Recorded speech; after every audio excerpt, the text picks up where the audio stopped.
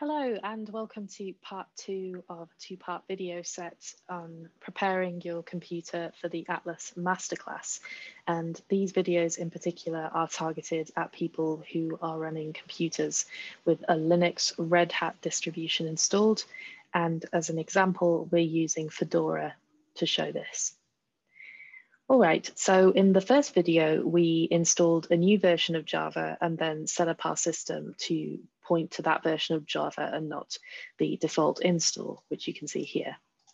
So I'm just going to show you again how you can check that you have the right version. So we do Java minus version, and we can see we have the OpenJDK runtime environment version 1.8, and that's the version we want for this masterclass.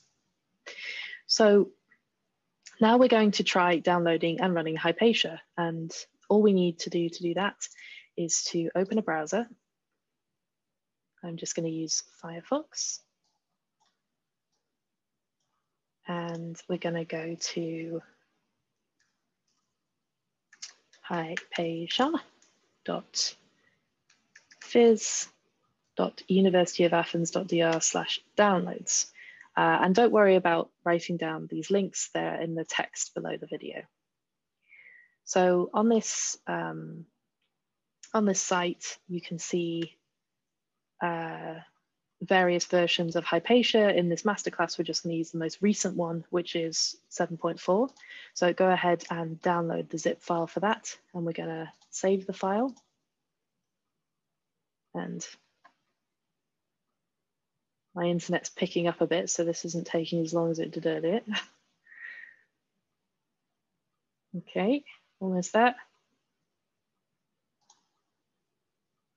Great. So once that's downloaded, we're going to move it from the downloads folder into the home folder. And we can close our browser window and go back to the terminal. So if we look into our home folder now, which is where we ran the installation from, you can see that we have this zip file. So what I want you to do is to make a working directory for the masterclass. So I'm just going to call mine Atlas Masterclass, and then go into it and make a copy of HYPATIA and put it in. And then in here, we're going to unzip it. Very easy. And then we're going to remove the zip file just so we don't confuse ourselves. So what does this unzipped HYPATIA file look like? You can see that when we run ls, we have 6 folders that were produced, a .jar file, and a shell script. So I'm not going to go over in any detail, or indeed at all, what these 6 folders are, but just to let you know, if you are interested, you can, of course, have a look inside them and try and figure out what they're doing.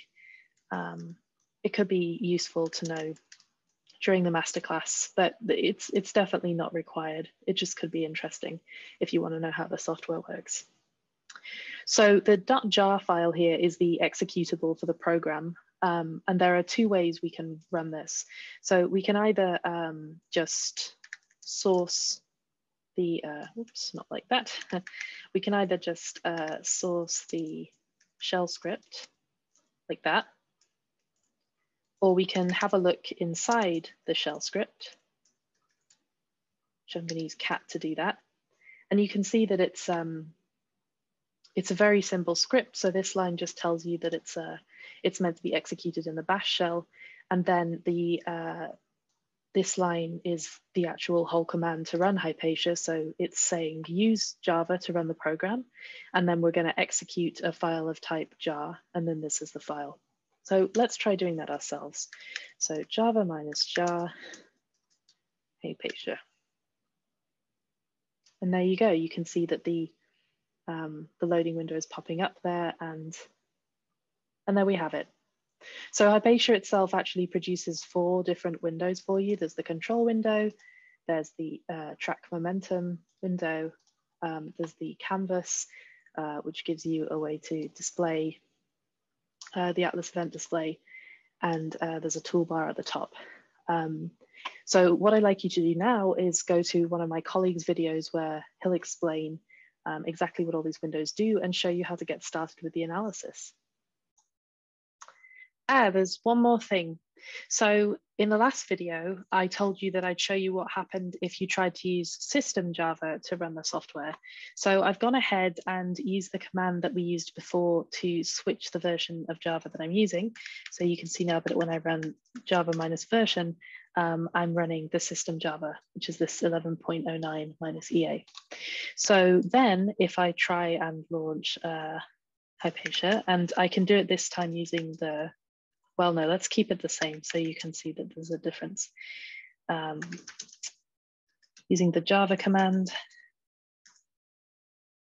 So it looks like everything starts running, but then you can see that nothing, there's no graphical interface that appears. And you'll get this error that says exception in thread, unsatisfied link error. And that's basically because this version of Java is missing a library that you need to actually run the program. So if you try and run this command, or you try and run the source script, and I'll just show you the script, the same thing happens. If you try and do this and you get this sort of error, it's possible you have the wrong version of Java. So maybe go back and check that you are in fact using the correct version. See you there.